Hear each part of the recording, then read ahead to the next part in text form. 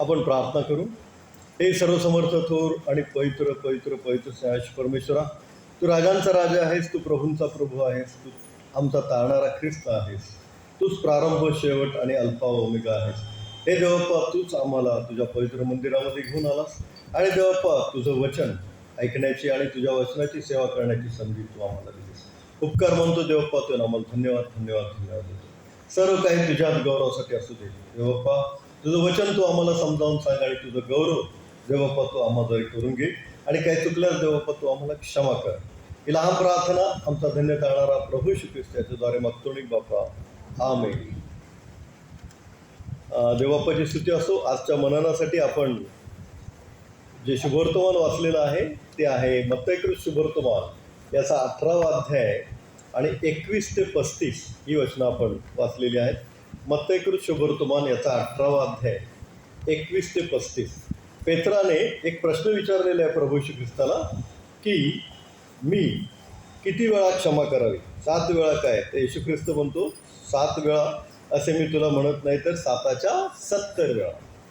आणि त्यानंतर प्रभू श्री ख्रिस्ताने एक दाखला सांगितलेला आहे की जर आपण एकमेकाला क्षमा करत नाही तर आपला स्वर्गीय पिताही आपल्याला क्षमा करणार नाही.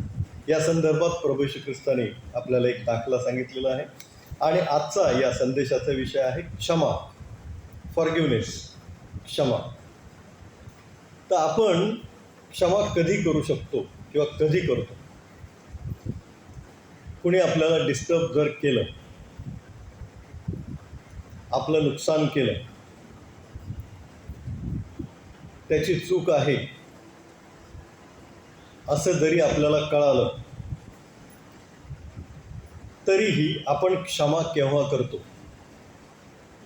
जेव्हा आपली त्या व्यक्तीवर अधिक प्रीती असते, अधिक प्रीती असते, तेव्हा आपण काय करतो? त्या व्यक्तीला क्षमा करतो. म्हणजे आपली प्रीती जर त्या व्यक्तीवर अधिक असेल तर आपण त्याने केलेल्या चुकीचा, त्याने आपल्याला डिस्टर्ब केलेल्या गोष्टीचा किंवा त्याने आपलं जे काही नुकसान केलेलं आहे त्याचा आपण विचार करत नाही. जर आपली प्रीती त्या व्यक्तीवर अधिक असेल तर आपण काय करतो? क्षमा करतो. आता पहा, पती आणि पत्नी यांचं नातं जे आहे ते फार चांगलं नातं आहे. देवाने जोडलेलं ते नातं आहे. आणि सहज काही जोडपे हे लग्नाची 20 वर्ष, 25 वर्ष, 30 वर्ष, 40 वर्ष, 50 वर्षसुद्धा लग्नाचे वाढदिवस साजरे करतात. आत्ताचा आमच्या सांगलीला ते जे लेखक आहेत ॲडव्होकेट रमेश सतराळकर, त्यांचा लग्नाचा 50वा वाढदिवस त्यांनी दोघांनी एकत्र साजरा केला.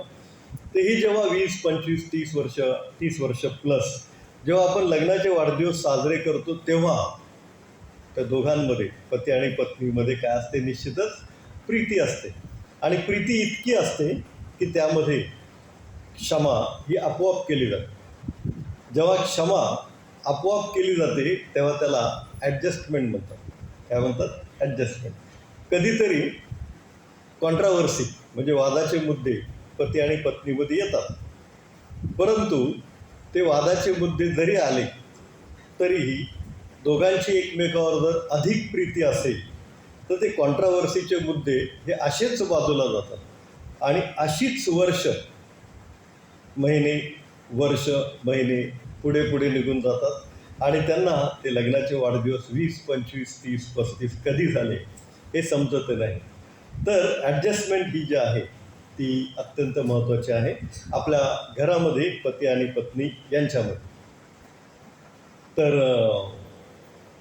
मराठी नाटकं वगैरे कधी कधी मी पाहत असतो, आम्ही पाहत असतो. विनोदी नाटकं आम्हाला पाहायला आवडतात. तर असंच एक नाटक होतं प्रशांत दामलेचं. त्याच्यामध्ये एक प्रसंग होता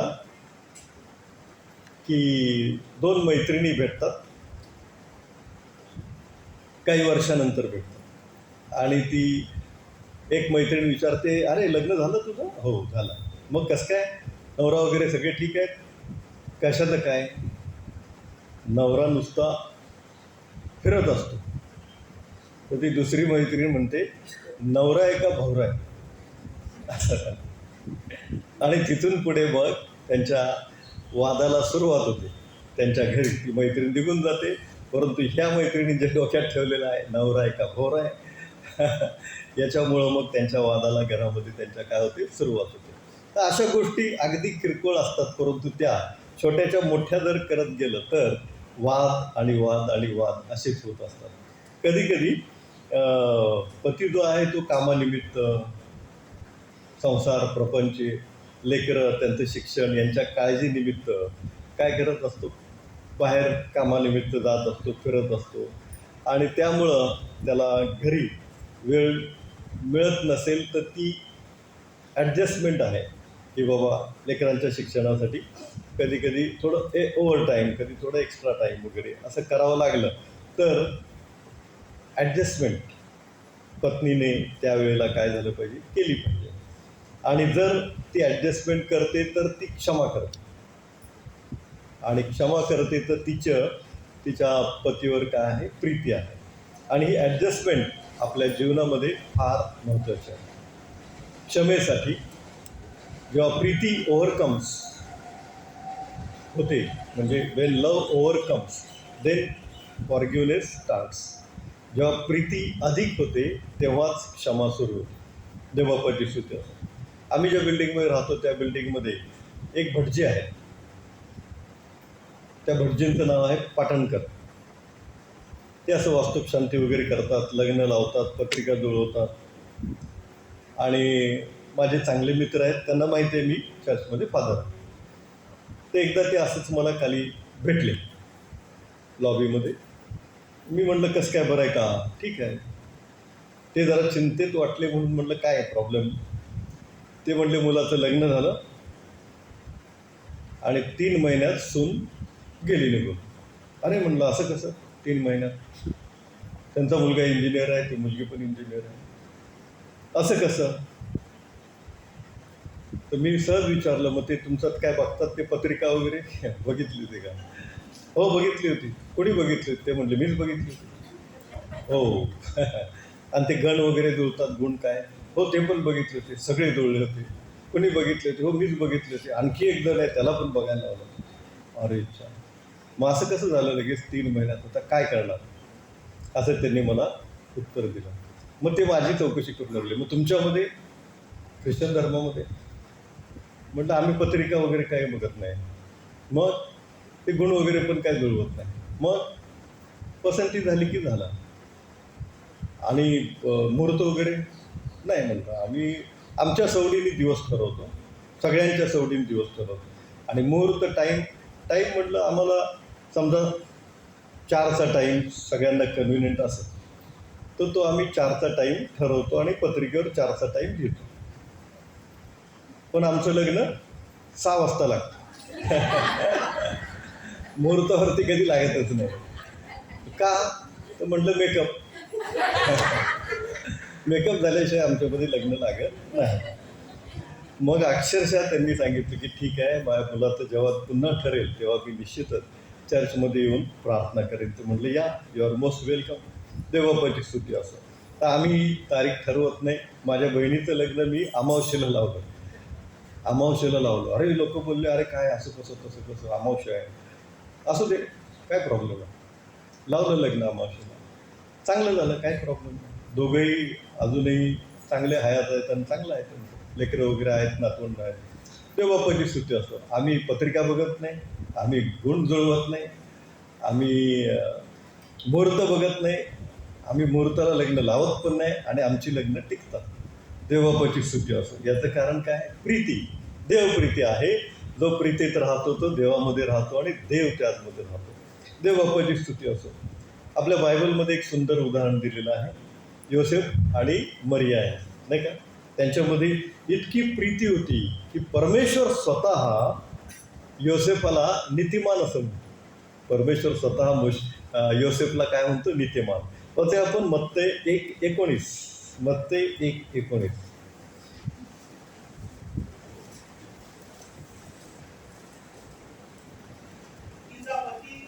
हां हां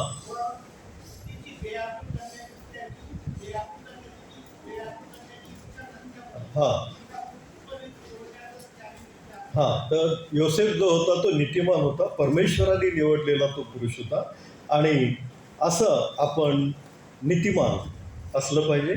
आणि तो त्याची पत्नी मरिया याच्यावर प्रीती करत होता. आणि प्रीती करत असल्यामुळं ज्या काही त्यांच्या संसारामध्ये ज्या काही ॲडजस्टमेंट आहेत त्या सर्व त्यांनी केल्या.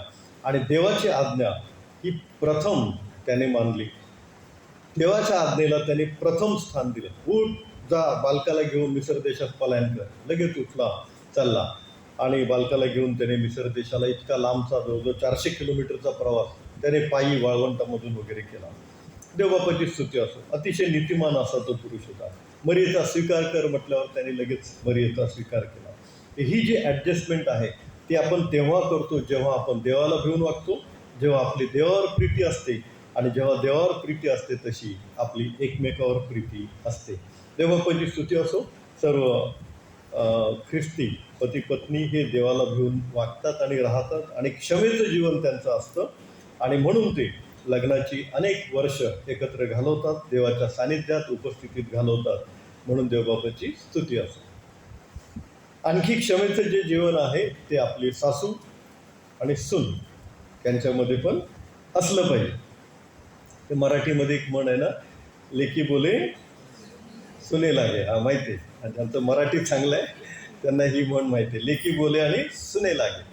तर सासूला जर काय बोलायचं असेल तर ती सुनेला डायरेक्ट बोलायचं डेअरिंग कधी कधी करत नाही. मुलगी आहे ना घरात, तिला बोलते. आणि मुलीला पण माहीत असते की ही मला बोलत नाही, त्यामुळे मुलीला काय वाईट वाटत नाही. आणि सुनेला माहीत असते की ही आता सासू मलाच बोलत आहे. त्यामुळं जर सुनेनी बोलली किंवा जर सुनेनी विचारलं असं का बोलताय, तर सासू बोलू शकते की मी तुला बोलू बोलते, मी तर माझ्या मुलीला बोलते. म्हणजे मी माझ्या मुलीला पण बोलू नये काय. इथून असे वाद वगैरे सुरू होतात. असंच एका ख्रिस्ती कुटुंबामध्ये सासू आणि सुनेमध्ये वाद झाला. आणि मग त्या मुलाने काय केलं माहिती आहे, पाळक साहेबांना बोलवलं. पाळक साहेब ते आमच्या आई आणि त्याची मिसेस यांच्यामध्ये काय झालेलं आहे, थोडासा वाद सुरू आहे, तर तुम्ही या, प्रार्थना करा, जरा त्यांना समजावून सांगा. पाळक साहेब पण लगेच निघाले, त्यांच्या घरी पोचले. बघतात तर त्यांचा वाद चालूच होता. पाळक साहेबांनी पहिले प्रार्थना केली आणि मग थोडंसं माहिती घ्यायला सुरुवात केली, वाद कशावरून आहे. मग पाळक साहेबांनी समजावून सांगायचा प्रयत्न केला पहिले सासूबाईंना. सासूबाईंना समजावून सांगताना सासूबाई म्हणल्या, पाळक साहेब तुम्हाला काय माहीत नाही, तुम्ही बोलू नका, तुम्ही ह्याच्यात पडू नका. बरं ठीक आहे. मग पाळक साहेबांनी आणखी थोड्या वेळाने सुनबाईला समजावण्याचा प्रयत्न केला. सुनबाईला समजावण्याचा प्रयत्न केला तेव्हा सुनबाई म्हणाल्या, पाळक साहेब तुम्ही यांना ओळखलंच नाही, तुम्ही काय बोलूच नका. अरे बा, पाळक साहेबांना मोठा प्रश्न पडला. बाई बोलतात तुम्ही बोलू नका, सुनबाई बोलते तुम्ही बोलूच नका, मग मला कशाला बोलवलं, आहे की नाही. पाळक साहेबांना मोठा प्रश्न पडला. मग ती पाळक साहेब जरा हुशार होते. त्यांनी बघितलं या दोघींना जो विषय आहे तो सांगायला थर्ड पर्सन पाहिजे. आणि मग त्या दोघी एकमेकीला डायरेक्ट बोलतच नाही. मग त्यांनी काय केलं, त्या मुलाला थोडंसं बाजूला बोलवलं. त्यांनी त्याला सांगितलं की तुझा मोबाईल स्विच ऑफ कर आणि 1 तास फिरून ये, चर्चमध्ये जा, हॉटेलमध्ये जा, कोल्ड्रिंक वगैरे पी, 1-1.5 तासांनी परत घरी ये, तेव्हा शांतता झालेली असेल असं मला वाटतंय. पाळक साहेब पण गेले, तो मुलगाने पण मोबाईल स्विच ऑफ केला, बाहेर गेला. परत 1-1.5 तासांनी तो मुलगा आला तर घर एकदम शांत. तर कधी कधी अशा गोष्टी कराव्या लागतात की जेव्हा त्या दोघी एकमेकीचं पटत नाही तेव्हा त्यांना थर्ड पर्सन पाहिजे असतं बोलायला, सांगायला. आणि त्याच्यावरून मग वाद. आणि थर्ड पर्सन एकाची बाजू घेतली की त्याला पण चालू कार्यक्रम. मग त्यापेक्षा आपण काय करायला पाहिजे, एकमेकाला क्षमा करून तो वेळ कसा निघून जाईल शांततेमध्ये या गोष्टीकडे काय केलं पाहिजे, आपण लक्ष दिलं पाहिजे. देवबापाची स्तुती असो. आपल्या बायबलमध्ये पण एक सासू आणि सुनेचं सुंदर नातं दिलेलं आहे की ज्याच्यामधून आपण त्यांच्यामधली प्रीती, त्यांच्यामध्ये असलेली क्षमा समजावून घेतो. आणि ते तुम्हाला माहिती आहे नातं काय आहे ते, कुणाचं आहे ते. हां, प्रेज द लॉर्ड. नामी आणि रूथ. नामी सासू आहे आणि रूथ ही काय आहे, सून आहे. त्यांचं गाव बेथलेम सोडून दुसरीकडे गेला आणि दुष्काळ पडल्यामुळं तिकडे गेल्या आणि तिकडे त्यांच्या फॅमिलीची थोडीशी ट्रॅजेडी झाली. आणि पुन्हा परत येण्यासाठी जेव्हा नामीने विचार केला तेव्हा रूथचा नवरा म्हणजे नामीचा मुलगा पण मरण पावला होता. दुसरी सून होती, तिचा नवरा पण म्हणजे नामीचा मुलगा पण मरण पावला होता. तर तिची पहिली सून जी होती अर्पा, तिला तिने सांगितलं की तू जा तुझ्या देशामध्ये आणि तुझं तू लग्न करून तुझं तू राहा. आणि रूथला पण तिने सांगितलं की तू पण जा. परंतु रूथ नामीवर प्रीती असल्यामुळं ती नामीला सोडत नव्हती. ॲक्च्युली रूथमध्ये आणि नामीमध्ये तिथे वाद झाला असता. कसा? तर ती जी प्रॉपर्टी आहे बेथलेहमला तुमची ती विका, त्याचा अर्धा वाटा मला द्या, मग मी जाते. बरोबर आहे की नाही? हां, काही हुशार स्त्रिया जर असल्या तर ते असं बोलू शकतात की ते आहे ना तुमचं जे काय घर असेल, शेत असेल, विका, मला द्या आणि मग मी जाईन. परंतु तसं अजिबात न बोलता रूथ काय बोलते, तुमचा देव तो माझा देव, हो की नाही, तुमचे लोक ते माझे लोक. म्हणजे ही जी प्रीती आहे त्याच्यामध्ये सर्व गोष्टी, सर्व ॲडजस्टमेंट होऊ शकतात. आणि ॲडजस्टमेंट ही तर क्षमेची पहिली स्टेप आहे. आणि मग रूथ नामीबरोबर बेथलेहमला येते. आणि त्या बेथलेहमला येतात तेव्हा बायबलमध्ये असं लिहिलेलं आहे की सातूचा हंगाम सुरू झाला होता. सातूचा हंगाम ही आशीर्वादाची गोष्ट आहे. आणि श्रीमंत मनुष्य बोआज, त्याच्या शेतामध्ये रूथ केवळ सर्वा गोळा करायला जातो. आता जर कोण शेतकरी असेल तर सर्वा म्हणजे काय हे त्यांना माहिती असेल. तर सर्वा म्हणजे पेंढ्या बांधताना मी शेतकरी आहे, माझं शेत वगैरे आहे बरं का. पेंढ्या बांधताना जर काही उरलं, जर काही राहिलं शिल्लक, तर त्याला सर्वा म्हणतात. ज्वारीची कणसं कापलेली आहेत किंवा मक्याची कणसं कापलेली आहेत किंवा भुईमुगाच्या शेंगा काढलेल्या आहेत, तर त्याचा पेंढी बांधताना एखादं राहिलं तर त्याला काय म्हणतात, सर्वा. मग तो उचलायचा नसतो, तो गरीब लोकांसाठी असतो. आणि तो गोळा करायला रूथ त्या बोआजच्या शेतामध्ये गेली होती. ते अत्यंत प्रामाणिक आहे, अत्यंत कष्टाळू आहे असं बोआज पाहतो. बोआजला तिचा स्वभाव आवडतो आणि बोआज त्या रूथ बरोबर नंतर लग्न करतो असं आपल्याला माहिती मिळते आपल्या बायबलमध्ये. आणि ज्या शेतामध्ये ती सर्व गोळा करायला जाते त्याच शेताची ती नंतर काय होते, मालकीण होते. आणि देवाला हे सर्व शक्य आहे. देवबापाची स्तुती असो. तर मग परमेश्वराने या रूथला, तुमचा देव तो माझा देव, तुमचे लोक ते माझे लोक, या इस्रायलाच्या पवित्र परमेश्वराकडे जेव्हा ती आली रूथ, तेव्हा ती कितीतरी आशीर्वादित झाली हे आपल्याला पाहायला मिळतं. देवाच्या पंखाच्या आश्रयाखाली तू आली आहेस असं रूथमध्ये म्हटलेलं आहे. परमेश्वर, इस्रायलाचा देव परमेश्वर याच्या पंखाच्या आश्रयाखाली तू आली आहेस. म्हणजे आपण जेव्हा देवबापाच्या पंखाच्या आश्रयाखाली येतो तेव्हा आपलं कल्याण होतं. देवबापाची स्तुती असो. आणि मग आपल्याला माहिती आहे की बोआज आणि रूथ यांचं लग्न होतं. त्यांना ओबेद हा मुलगा होतो. ओबेदला नंतर इशाय हा मुलगा होतो. हे बेथलेहमचे सगळे. आणि इशायला दावीद होतो आणि दाविदाच्या कुळामध्ये प्रभू येशू ख्रिस्त जन्म. म्हणजे रूथ किती महान स्त्री झाली हे पहा. केवळ तिने तिच्या सासूवर केलेली प्रीती, तिच्या सासूच्या देवावर, तिथं विदेशी होती, सासूच्या देवावर, इस्रायलाच्या देवावर, करुबारूढ असणाऱ्या परमेश्वरावर तिने केलेली जी प्रीती आहे त्या प्रीतीस्तव काय झालं, तिचं काय झालेलं आहे, कल्याण झालेलं आहे. देवबापाची स्तुती असो. तर आपण पहिलं उदाहरण पाहिलं, पती आणि पत्नी यांच्यामध्ये प्रीती असली तर, आणि ती प्रीती अधिक असली तर क्षमा तिथं उदयास येते. आणि क्षमा जिथं उदयास येते तिथं ॲडजस्टमेंट ही होते. दुसरं उदाहरण आपण पाहिलं बायबलमधून सासू आणि सून यांचं. आणि त्या नामी आणि रूथ या आहेत देवापाची स्तुती असो की परमेश्वराने रूथने जी प्रीती नामीवर, सासूवर आणि तिच्या देवावर केली, त्या प्रित्यर्थ परमेश्वराने रूथला सगळे आशीर्वाद दिले. अगदी जगण्याची मुश्किल असलेली ही रूथ काहीतरी काम मिळावं म्हणून ज्या शेतात कामासाठी गेली रूथ, ती त्याच शेताची मालकीन झाली आणि परमेश्वराला हे शक्य आहे, परमेश्वराने हे केलं. हे बापाची स्तुती असो. आता आपण क्षमा या विषयावर बोलत असताना भाऊ भाऊ जे आहेत त्यांच्यामध्ये क्षमा असायला पाहिजे असं आपण पाहतो.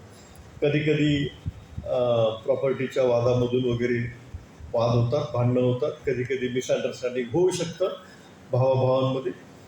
परंतु आपल्याला बायबलमध्ये पुष्कळ उदाहरणं अशी आहेत की भावाभावांमध्ये जरी चुका झाल्या, काही मिस्टेक झाल्या, काही मिसअंडरस्टँडिंग झालं, तरीही प्रीती त्यांच्यामध्ये इतकी होती की त्यांनी काय केलेलं आहे, एकमेकाला क्षमा केलेली आहे.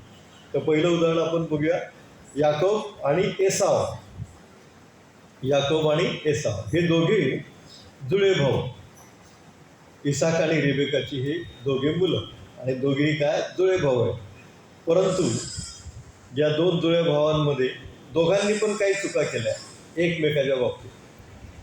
याकोबाने पण एसावाच्या बाबतीत काही चुका केल्या, एसावाने पण याकोबाच्या बाबतीत काही चुका केल्या. आणि याकोबाला त्याच्या आई रिबेकाने दूरदेशी त्याचा मामा जो होता त्याच्याकडे पळवून लावला की जा बाबा तू, नाहीतर तुमच्यामध्ये आणखी भांडणं होतील, कदाचित मारामारी होईल, कदाचित तो तुला मारून पडणार, तुझा जीव वाचव, तू जा तुझ्या मामाकडे पदन आरामाला निघून जा. आणि याकोब तिकडे गेला. परमेश्वराने याकोबाला तिकडे पुष्कळ धनसंपन्न केलं, पुष्कळ धनसंपन्न केलं. आणि तो पुष्कळ कळप, शेरड्या मेंढरांचे, गाढवांचे, उंटांचे पुष्कळ मोठे मोठे मोठे कळप घेऊन तो पुन्हा आपल्या गावी जेव्हा यायला निघाला, तेव्हा त्याचा तो भाऊ एसाव, की ज्याच्यापासून तो पळून गेला होता, ज्यांच्यामध्ये काहीतरी वितुष्ट आलं होतं आणि ज्यांच्यामध्ये काही वाद झाले होते आणि म्हणून हा पळून गेला होता याकोब. तर जेव्हा हा याकोब आपल्या गावाकडे येत असताना, आपल्या गावी येत असताना, जेव्हा एसाव त्याला सामोरा येऊन भेटतो, तेव्हा आपण वाचूया उत्पत्ती 33 अध्याय 3 आणि 4 वचन. उत्पत्ती 33 अध्याय 3 आणि 4 वचन.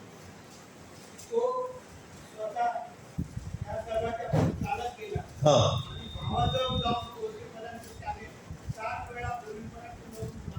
हां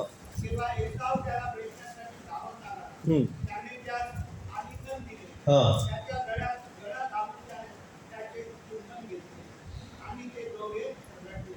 हां देवबापाची स्तुती असते. किती सुंदर वर्णन केलेलं आहे त्यांच्या भेटीचं. कितीतरी वर्षानंतर हे दोघे भाऊ भेटत होते आणि त्यांच्यामध्ये इतकी प्रीती मनामध्ये उत्पन्न झाली की ते एकमेकाचं जे हाडवैर होतं, एकमेकाला मारायला टपले होते, ते विसरून गेले. आणि याकोबाने 7 वेळा एसावला नमन केलं, 7 वेळा.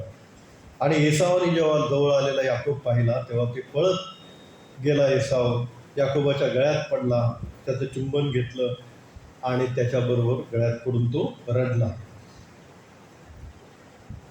तर ही जी प्रीती आहे, ती प्रीती ओव्हरकम, म्हणजे जेव्हा जास्त असते तेव्हा क्षमा उत्पन्न होते.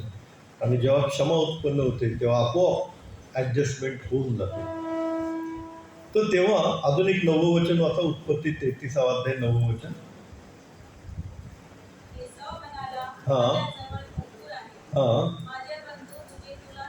हां. तर याकोबाने त्या एसावाला खुश करण्यासाठी पुष्कळ गिफ्ट, कळप वगैरे देऊन केले होते. तरीही तो एसाव म्हणतो, माझ्या बंधू मला पुष्कळ आहे, माझ्याकडे भरपूर आहे, नको ते तुझ्याकडेच ठेव. म्हणजे यांच्यामध्ये कुठल्याही देण्याघेण्यावरून किंवा प्रॉपर्टीवरून आता वाद राहिलेला नाही. आणि मागच्या सर्व गोष्टी हे भाऊ काय आहेत विसरून गेलेले आहेत.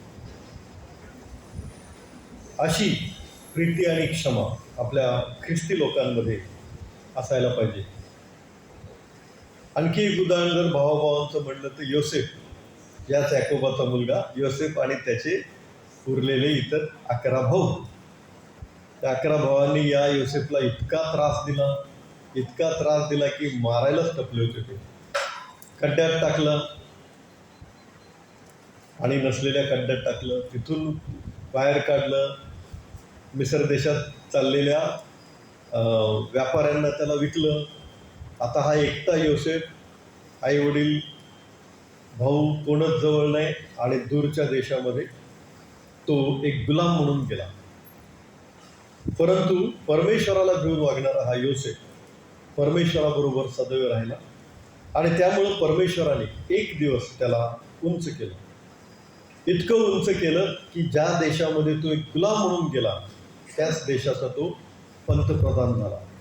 राजा फारो नंतर सगळे अधिकार या योसेफाला होते. आणि मग जेव्हा योसेफ मोठा पंतप्रधान झाला, याकोबाच्या या इस्रायल कनान देशामध्ये जेव्हा दुष्काळ पडला, तेव्हा हे अन्न मागायला या मिसर देशामध्ये आले सगळे भाऊ 11 आणि त्यांनी त्या योसेफाला नमन केलं आणि देवाने जे स्वप्न दाखवलं होतं योसेफाला ते पूर्ण झालं. हे असं करून सुद्धा योसेफाने त्या भावांना, आता योसेफाचा रुबाब तर एकदम पंतप्रधान म्हणजे वेगळाच होता. गार्ड्स, त्याचा रुबाब, त्याचा पोशाख, त्याची अंगठी, त्याचा जिरेटोप वगैरे सगळा वेगळा होता. त्यामुळे या भावांनी काही योसेफाला ओळखलं नाही, परंतु योसेफाने मात्र या भावांना ओळखलं आणि त्यांना जे काय धान्य वगैरे पाहिजे होतं ते दिलं. आणि नंतर योसेफाने स्वतः त्यांना ओळख दिली आणि योसेफ स्वतः त्यांच्या गळ्यात पडून रडला की मी तुमचा भाऊ योसेफ आहे, माझा बाप अजून जिवंत आहे काय, असं त्यांनी विचारलं. इतकंच नव्हे तरी वडील याकोब जे आहेत त्यांना सगळ्या घरादारासकट बैलगाड्या आणि रथ वगैरे पाठवून त्यांना काय केलं, इकडे मिसर देशामध्ये बोलवून घेतलं आणि त्यांना राहण्यासाठी एक वेगळाच प्रांत दिला, गोशेन प्रांत, आणि तिथे हे सर्व लोक राहिले. ते योसेफ त्याच्या भावांवर अशी प्रीती होती, इतकी मोठी प्रीती होती की जर प्रीती असेल तर त्यांनी केलेल्या चुका, त्यांनी आपल्याला दिलेलं दुःख, त्यांनी आपल्याला आपला केलेला मत्सर हे क्षमेमध्ये सगळं विरघळून जातं. जर प्रीती अधिक असेल तर आईची पण आपल्या लेकरांवर प्रीती अधिक असते आणि त्यामुळं त्या मुलांची काही किरकोळ गोष्टी असतील तर ती आई आपल्या लेकरांना काय करते, क्षमा करते. तर मुख्य गोष्ट ही आहे की when love overcomes forgiveness starts. When love overcomes forgiveness begins. म्हणजे जेव्हा प्रीती अधिक होते तेव्हाच क्षमा सुरू होते. देवबापाची स्तुती असो. आणि म्हणून प्रभू येशू ख्रिस्त वधस्तंभावर काय बोलतो, हे बापा यांना क्षमा कर, कारण हे काय करतात यांना समजत नाही. ज्यांनी त्याच्या हातात खीळ ठोकली, ज्यांनी त्याच्या पायात खीळ ठोकली, ज्यांनी त्याच्या डोक्यावर काट्यांचा मुकुट घातला, ज्यांनी त्याच्या दाढीचे केस उपटले, ज्यांनी त्याचा चेहरा रक्तबंबाळ केला, त्या सर्वांसाठी प्रभू येशू ख्रिस्त क्षमा मागत आहे. हे बापा यांना क्षमा कर, कारण हे काय करतात यांना समजत नाही. आणि आपण आत्ताच पाहिलं की प्रीती, येशू ख्रिस्ताची प्रीती आपल्यावर अधिक आहे आणि ती प्रीती आपल्यावर अधिक असल्यामुळं सूर्य मावळायच्या आपण काय केलं पाहिजे, एकमेकाला क्षमा केली पाहिजे. कारण वचन काय सांगतं, इफिस्करास पत्र 4 अध्याय 26 वचन, इफिस 4:26. इफिस 4:26 स्वतः.